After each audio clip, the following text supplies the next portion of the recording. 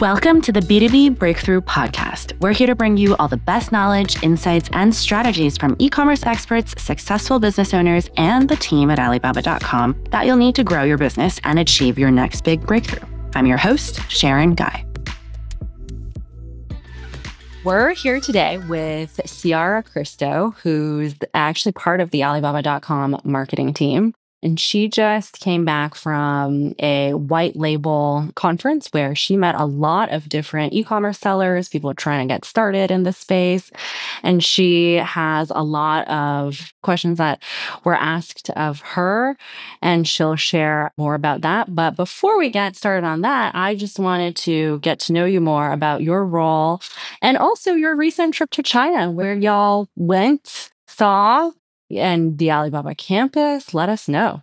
Oh, yeah. We have lots of updates for you. We made some tracks, mostly throughout Hangzhou, visiting the Alibaba campus. Got two huge, beautiful campuses there that we spent a lot of time in, getting to know our colleagues on the China side really well. We've had a really great working relationship with them in the year that I've been at Alibaba, and to have this chance to really connect and dive into the culture there on campus and learn about the projects that they've got going on. It was a really enlightening couple of weeks, and it was our big homecoming trip. Was it all work, no play? Did you guys get to see things? For those who don't know, Hangzhou is a city that's about an hour or so train ride from Shanghai.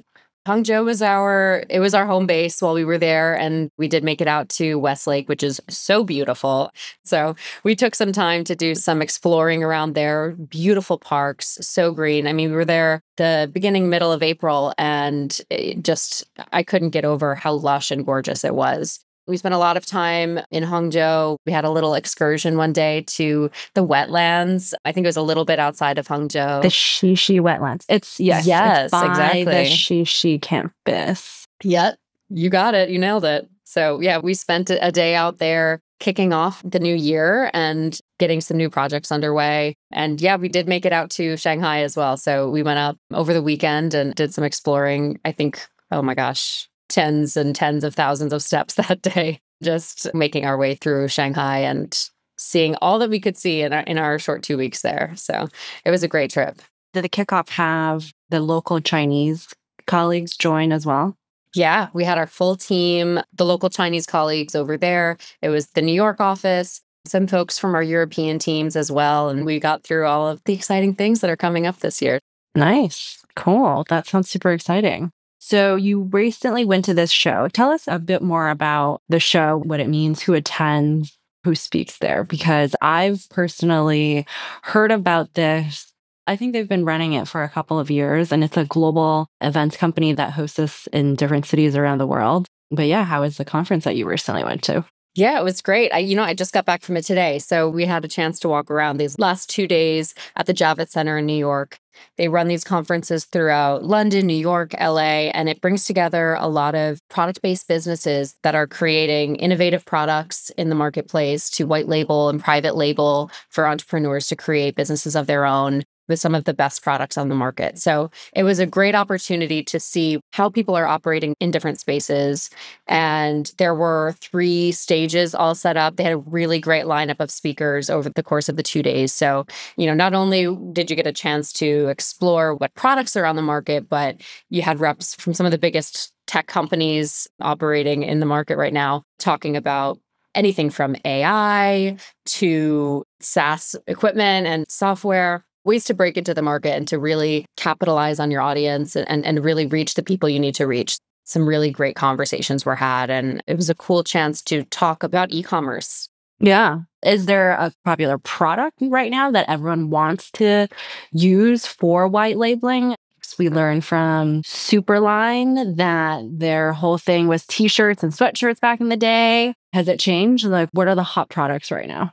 At this show, there was a lot in the supplement space. There was a lot in the healthcare, supplements, beauty. We saw a lot of products in that world. And then a lot of things for, back-end users to really elevate your digital presence for your brand and help your customers customize the products that they're bringing to them. We talked to a lot of suppliers or product manufacturers. Are they coming from China, or is it a global, all over the world, American? This was pretty local. There were some global influences here. We spoke to businesses based in Europe. There was an Italian tech company and a German supplement supplier. So, there's definitely a far reach here. But the focus was, I would say, North American and European at this show. In the supplement space, is it still sort of the vitamins, the pills part that's taking off, or are there new type of products that's emerged from that? So we were talking to a German supplier who had a lot of chewables and dissolvables. Is gummy still a big product to white label?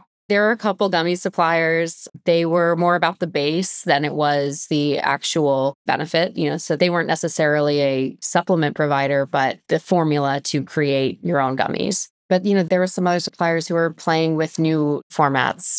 There were some really interesting approaches that people are playing with. So it's an interesting market for sure. Yeah, no, I used to work at a company called Pattern, and Pattern was the largest seller on Amazon. It would represent many different brands, but ultimately it was the largest third-party seller in Amazon.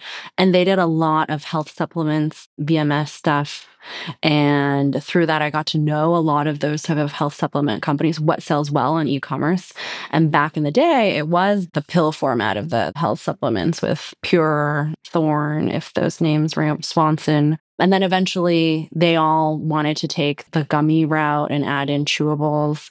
And then I think the iteration after that was the personalized test. So the personalization to supplements. So their whole thing was, you can get a bottle of vitamin A or C, but each pill the dosage is standard, right? Because they're mass producing every single pill in the same size.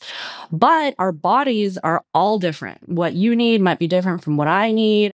So in that third 3.0 stage, a lot of these supplement companies were doing a lot of personalized tests so that the package that they sent to you ultimately was personalized to you, so that they could also measure your intake and do a bunch of tests to see how these indicators have changed after you started taking their product. And that was a big thing before I left them, though. It reminds me of, there's a D2C company, I think it's Care/of. Are they affiliated? It seems like a similar premise, the customized healthcare for your needs. Oh, yeah. I mean, by now, I think there's a lot of this type of companies that's come up.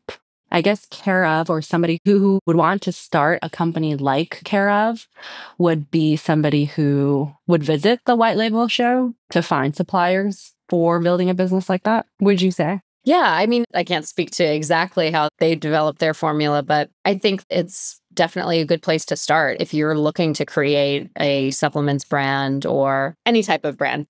All verticals were represented at this show. So, I mean, anyone trying to get their foot in the door, this is a great place to start because there's folks who have already broken into those specific industries, and to kind of either learn from them or explore a partnership with them to continue to private label under your own brand. It's a great starting point and a lot of really great opportunities there. Not to mention the resources, the speeches, the conversations. There was really strong representation between even legal services and branding services to help push the product further. So there were a lot of really interesting opportunities for people to put their toe in the water or to continue to grow. It wasn't just folks starting out.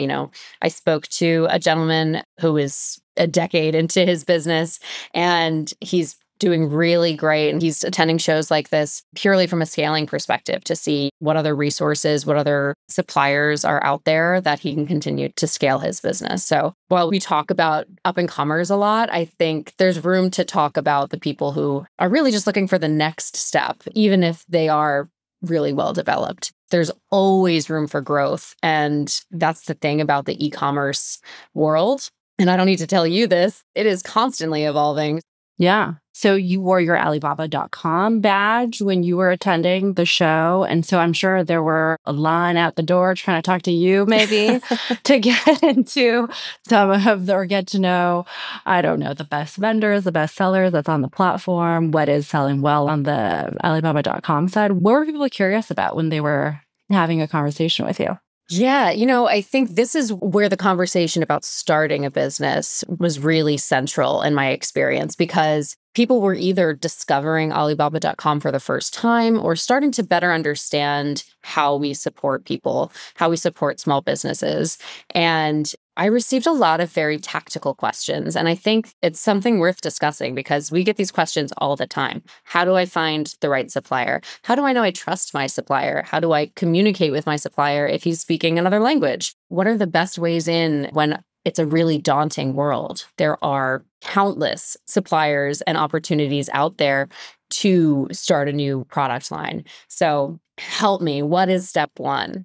The people that attended White Label, what percentage of people there do you think know about Alibaba.com? Is it the vast majority or more the minority? I would say the vast majority. I think there is a response to seeing the name, like, I have something to learn. I have questions. I recognize the name. And that's the great thing about us being there. Like, I really enjoyed the opportunity to connect with folks on a person-to-person level and really just get into what is the problem they're solving. I can't answer every question that comes my way and the particulars of their business, but if there's a tool that we have, I don't know if everyone knows the ins and outs of how to effectively leverage that and get where they need to go. So I can't speak in terms of percentages, how many people recognize our brand. Yeah, but generally people are still learning about the website, the functions, what can I do with it? Because whenever I attend something previously in the past, and I had my badge on, the first question I would get is, can I buy directly? Yeah. Like, I just got a new apartment. I'm trying to fill it up with furniture and little things and whatnot. Can I just get things from you directly? I'm like, no. It's more of a B2B thing. It's if you want to start a business, if you want to launch something, there's a MOQ for most suppliers. And that number has gone down, right? Some are now shipping with even quantity of 2, 5, a very, very low count, but it's still in the more B2B space instead of Amazon. Exactly. And I think that's the biggest distinction that we start off telling people, that this is a sourcing opportunity, first and foremost. This is a way to stock up, to create something new, or to discover a new product and bring it to your audience. But that said, one of the things that we were talking about at White Label this time around was the opportunity as a consumer to test it out. And we have a new service that I'll talk to you about in a little bit called Alibaba Guaranteed. And that is a place where consumers can buy in bulk. Like you were saying, I'm setting up a new apartment. I need to get dozen place settings or whatever they're looking for. Oh, yeah. And the bigger homes, like buying, I don't know, bowls or cutlery, are kind of buying in bulk. Yeah, exactly. If you've got 4+ kids, you may need a lot more of your water glasses than I do in my one-person apartment here. They break. Oh, yeah. To replace it. Yeah. Ship it to me in one go. Yeah. Please, just, in bulk, let's go. Let's get ready for a party that I'm hosting. I'm a teacher. Let's set up my classroom. There are so many places that even if you're not a business owner, you do need, how many engagement parties, bachelorette parties have you gone to where you need things in bulk? So we do have that in place now. Okay. So it's becoming potentially more B2C. A little bit. We still recommend this as a service for business owners to more quickly and simply source for their businesses. But that's not to say it's exclusively for business owners. So it's more about buying at scale. What kind of bang for my buck am I getting out of this experience? And how can I, as an individual who may not be really well versed in sourcing and negotiation with suppliers, how can I just get it done quickly and painlessly? And that's what Alibaba Guaranteed does. So this brings us into this space where it's more of an add to cart experience than traditionally you may have found in other sourcing practices. And we can go through a tutorial of it. And I encourage folks to scroll through our social feeds to find more information on it. But it's a matter of filtering out for Alibaba Guaranteed products.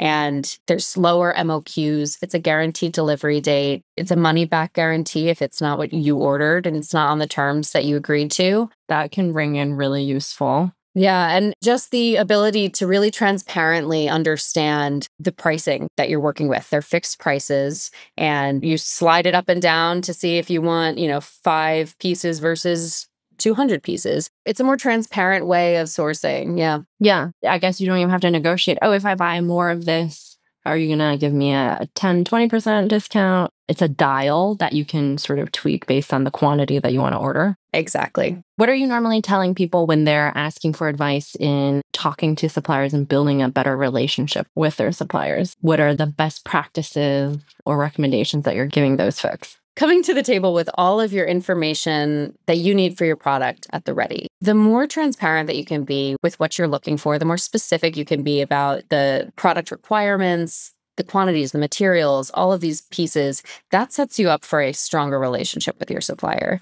And as you get into the negotiation practice, like we were saying, like in a more traditional sourcing format, it's about being flexible and understanding where you're willing to compromise and where you have firm requirements for your business. I mean, this is all in service of your company, of your product at the end of the day. So you want to be as clear as possible, but having that understanding and openness to learning more about what the supplier or manufacturer's capabilities are, you may discover something that you didn't know was a possibility before. So I encourage people to be receptive and open in those conversations, but very clear about what your boundaries are in that conversation and be real. Be a human. We have these systems in place on Alibaba.com, the live translation features. So, there isn't as much of a language barrier as there once was.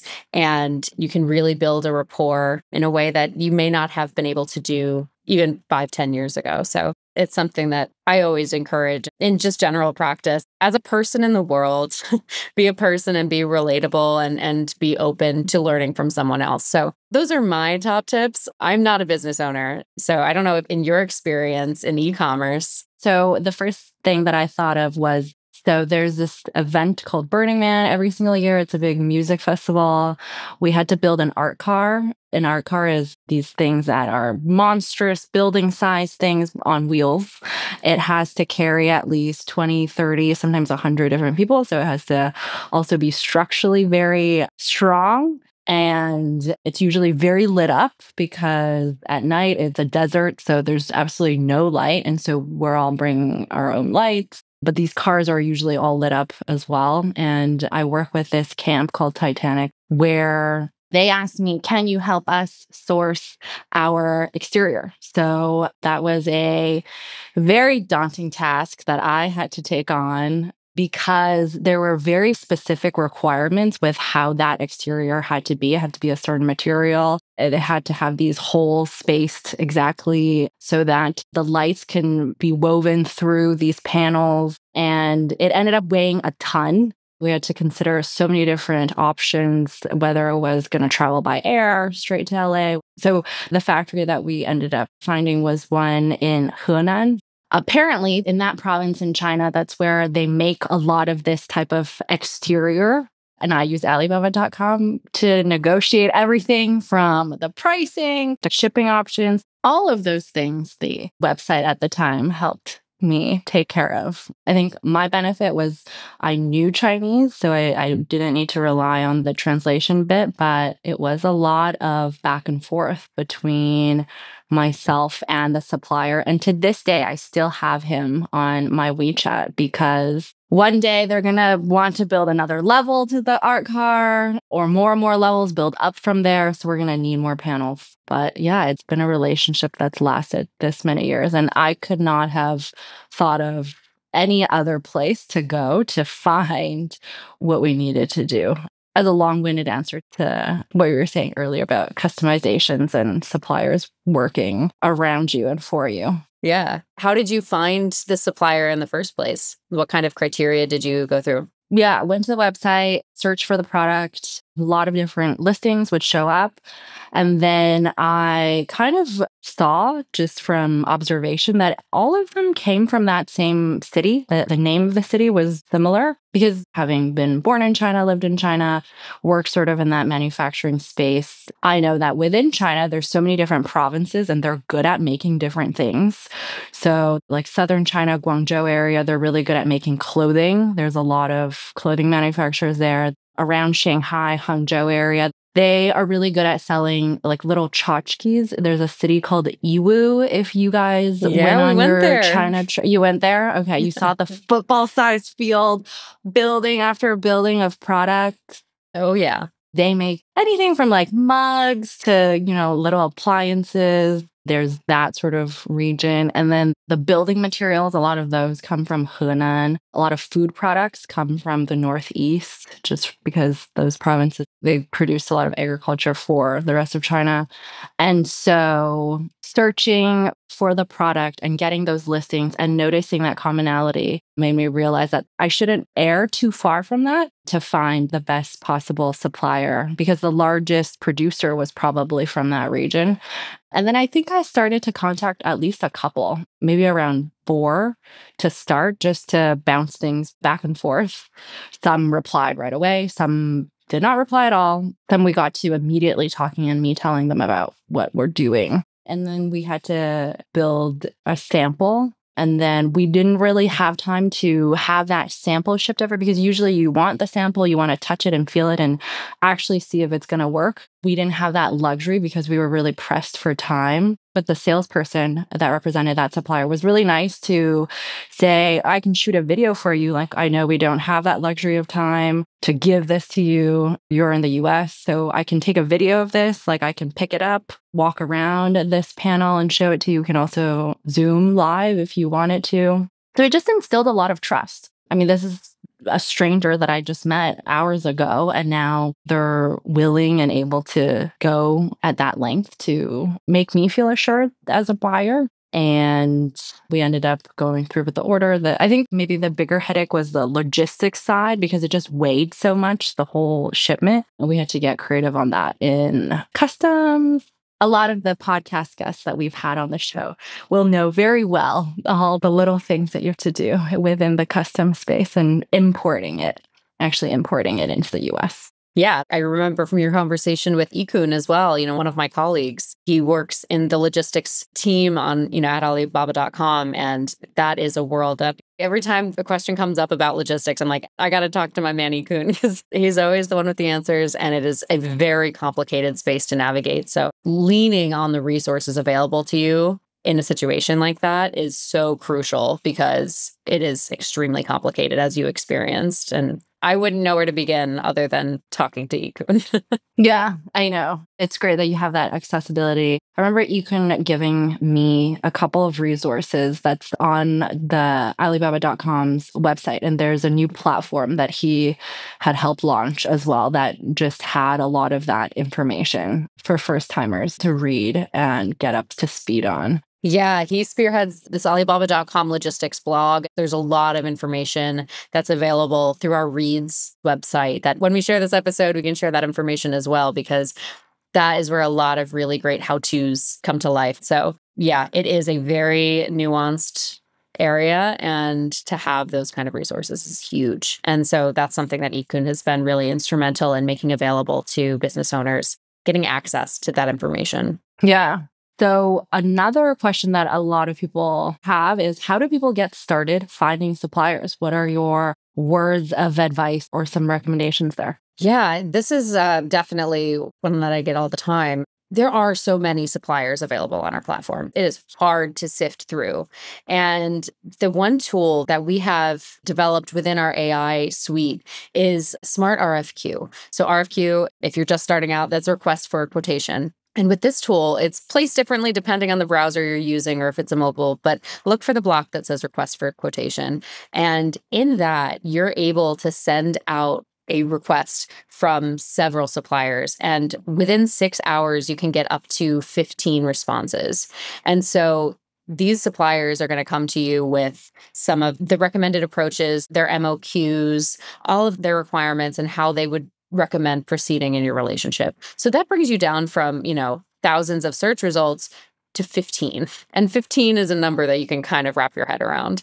So, I mean, to get there in the first place, you've worked with suppliers, you've sent out requests before, Sharon. Mm-hmm. I think going back to your Burning Man example, knowing the kind of sturdiness of the material you need, knowing like general requirements, you can pre-form a document, come up with exactly the specs that you're looking for, and upload it into the request for quotation so that, it kind of pairs back all of the ones that don't quite fit the mold, and you can focus on getting the best option for your product, for your business that is on the market. So that to me is like the easiest entry point to start looking.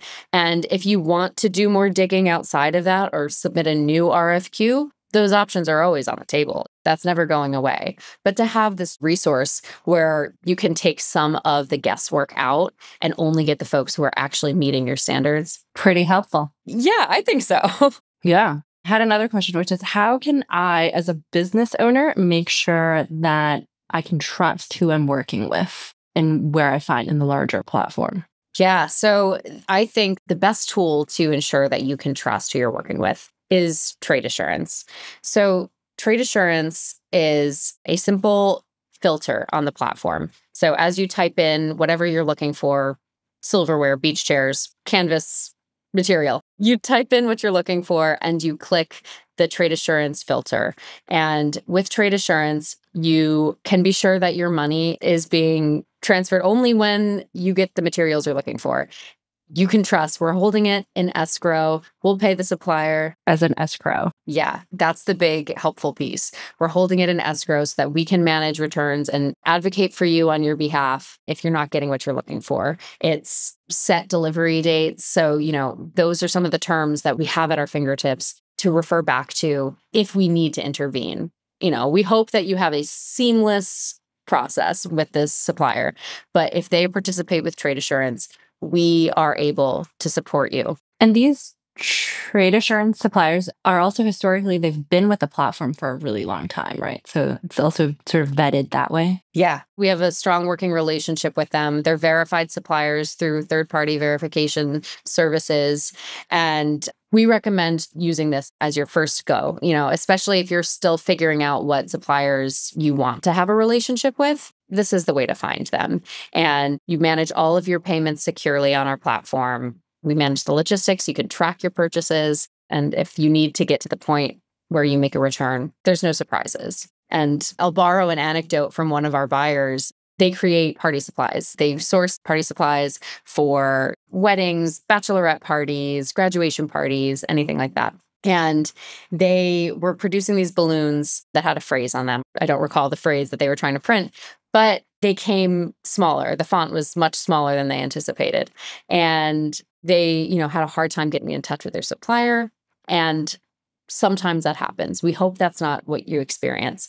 But if and when it does, that's when having this trade assurance comes in handy, because we were able to talk to the supplier, get the situation rectified. They got their replacement balloons. Everything went fine. So it's just that added level of peace of mind that I think comes in handy in situations like that, especially when you're exploring a new supplier, trying a new product for your business. You never know. And so it's nice to have those systems in place. Cool. Well, thanks so much. I also wanted to talk a little bit about Alibaba's event. So is it similar to White Label or is it something completely different? In some ways, it's similar. In other ways, a whole new world. One thing that we focus on at CoCreate, this is the second year we're doing it. We're really excited. Last year was such a success that we're really looking forward to bringing it back to Vegas. We're going to be at the Paris Hotel on September 5th and 6th. And so this event is a culmination of a couple different concepts. We've got a main stage keynote opportunity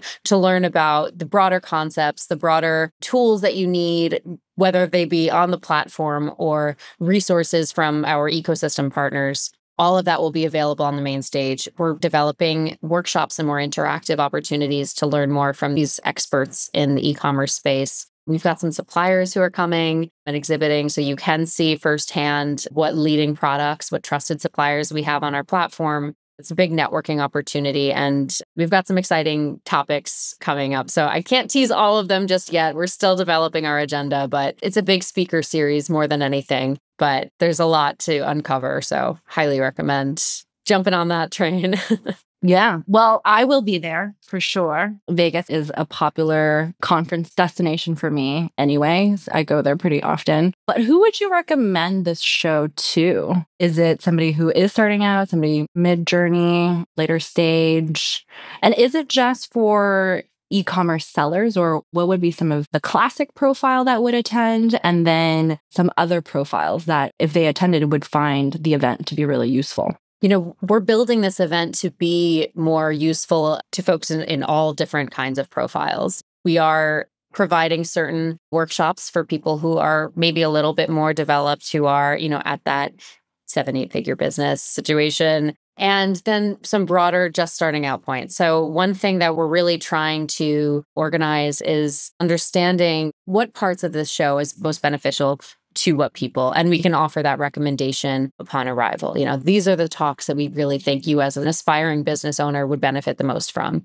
Whereas someone who is a little bit more developed, you should check out this closed door session with these experts to talk about, scaling further at your advanced level in the industry. So, come one, come all in the e-commerce space, in the entrepreneurial space. Scaling is a really big conversation this year. Scaling and utilizing emerging technologies to further your business. Those are some of the really strong points that we're excited to talk about and learn ourselves. We're bringing in experts from each of these verticals so that we have access to this information too, because we can't answer everything. As much as I would like to say that we hold all the cards, we're not ChatGPT. We are not comprised of 7 billion parameters. I wish I could say I was, but I am not ChatGPT. Who are some of the experts that is secured on the agenda so that we get a little flavor of who's coming? Well, last year we had Damon John speaking at our event. The Shark Tank FUBU. Yes. Mm-hmm. He's like a nicer shark. He is. He's a really good guy. We were really happy to have him last year. So we had a nice fireside chat with him and just talked about the way he developed and scaled and brought FUBU to market, the advice that he gives just other small businesses that he's invested in. So we learned a lot in that session. And without giving names, that's the kind of experience that we're really excited to bring back this year. We will definitely be teasing some of the big names that we've got in our network that are going to come chat with us. Talking about scaling and really taking advantage of opportunities that come your way. Those are some really big topics that we love getting into. I think, emerging technologies are huge. If you're in the AI space, that's the conversation at every trade show these days. And this is no exception. I think it's a big topic because it's a big topic. It's super relevant. And if you don't embrace the wave, you're going to get left behind. It's part of operating a business in 2024. And to understand the software and the technologies that we have at our fingertips is paramount to leading a successful business. I read on Little Red Book. So Little Red Book is like the Chinese version of Instagram. And whenever I'm on there, there's always these posts that come up that's sort of almost like test posts. So these are not brand owners, but they've used some sort of mid-journey and come up with this cool type of product. So I think there's so many different AI tools that you can leverage within the product creation space that it might be just an idea that you have that you're using as a prompt to input into one of these mid-journeys or DaVinci's or Artiste AIs, these type of apps, and out comes a potential product. And you don't actually need to have secured a supplier, secured a factory to be producing this on bulk yet, but you can just test out the market with a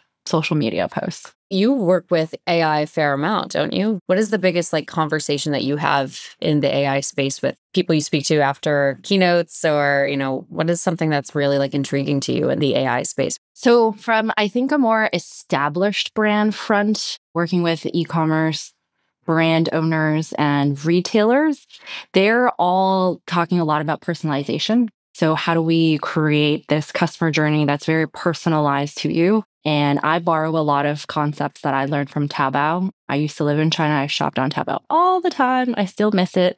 So Taobao is very good at personalization.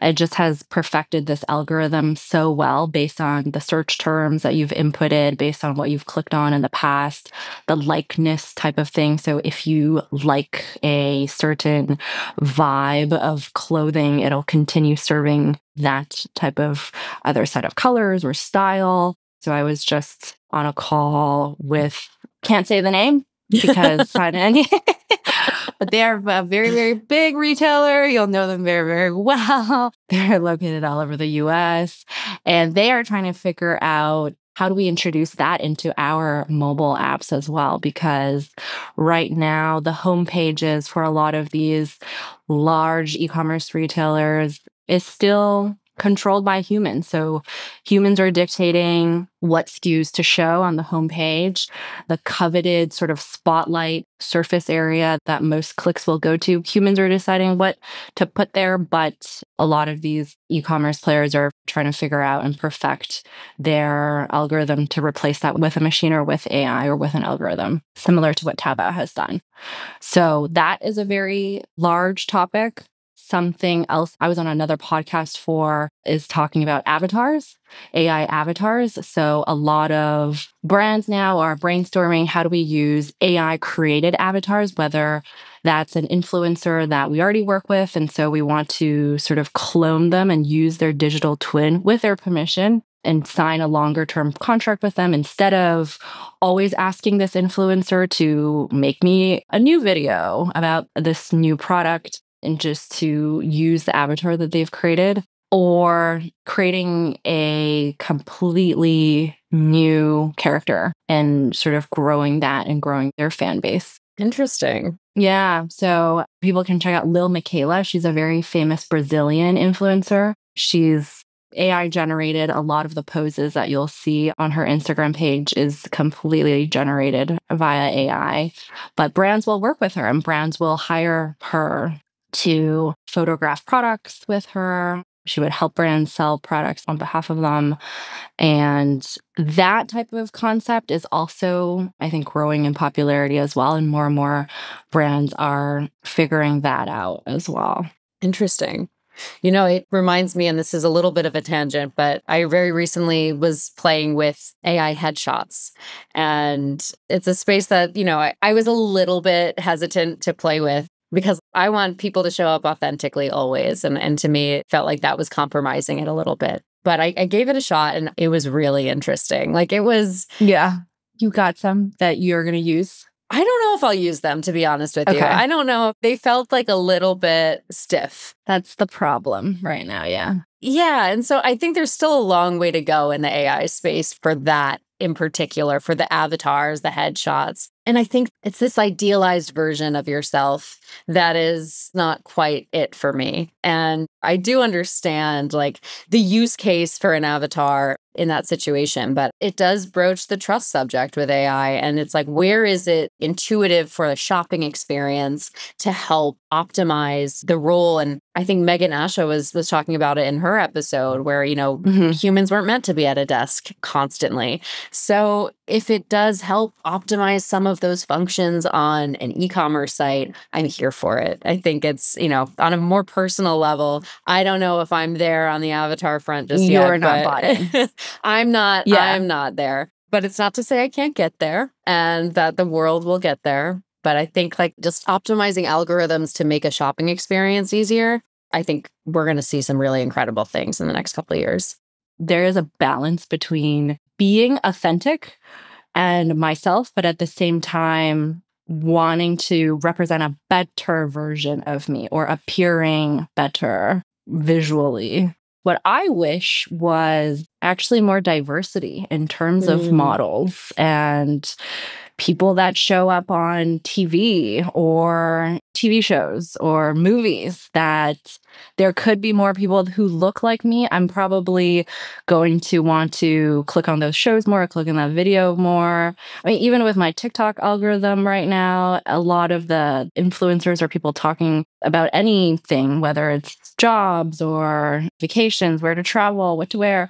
A lot of them are coming up with influencers that look like myself. They're female, they're Asian, they sound American. And I think that's a natural human instinct. It's easier to relate to people who look like you, who sound like you. And it's just a natural instinct that we all have. I think that is the thing that e-commerce brand owners can take where they can leverage AI, is to connect to their consumers more closely. That when I'm selling this piece of clothing to this demographic, to portray it in a way using avatars or models or even human models of something that mirrors them. I think that's where we can leverage AI to change the face of things. So I think that's where it can benefit. Yeah. I mean, AI is such a debated topic. There is no right answer. Everyone is entitled to all of their own opinions of whether you think it's evil or taking society down a really dark path, or it's this thing that is going to be really useful, create a lot of opportunities. So in a lot of the keynotes that I do, I equate the progression of AI to the story of Prometheus. Oh, interesting. The Greek myth of Prometheus, because he found fire and then he gifted it to the humans, but he was punished for it. Because AI is like fire, where you can have a group of people who use that to their advantage. You can cook with it, I don't know, barbecue, I don't know, whatever you want, versus the people who are burned because it can go wrong as well. It's like a tool. I think a lot of previous innovations in the past, including electricity, the internet, social media, there's the good side, there's the bad side. But I think what's important, though, is to bring these controversial topics to the forefront and talk about it, debate about it, have different opinions form about it. And then ultimately everyone can make their more personal informed decision on how they will view certain things. Yeah. And I think the other piece here is, I think when we talk about this Prometheus example, it's the use case where it is cooking, where we are at a barbecue nourishing our family. And the e-commerce example of that is the way that brands like ours are simplifying the basic processes that you have to go through, especially in the Alibaba context, as you know, as we talk about sourcing. Last year, we debuted our Smart Assistant tool, and we're constantly working to optimize it and evolve it. And part of that is, you know, a feature we're implementing in our chat function. You've started conversations with different suppliers and you want to summarize your conversation with them or compare the results from those conversations. And AI works for you. Smart Assistant, you know, does its work in the background and brings the most pertinent information that you as a human can receive and synthesize and come away with your own personal preference. And so I think like using the fire to bring something really productive into your life is the best way that we as a brand can help to alleviate some common stressors for our consumers who are business owners. And so to bring tools like that to folks, like that's one of the things that we talked about at White Label this week, how Smart Assistant is advancing the sourcing process and streamlining these massive amounts of information that you are constantly dealing with. You're only one person. Let's really boil it down to something that you can wield and bring about positive change with your business. Not to bring things back to, you know, the marketing standpoint, but that Smart Assistant tool is there doing work for you so you can focus on the million other things that are on your plate, because we know you as a business owner have 1,000,005 things on your plate. Let's bring it back a little bit and help you out where we can.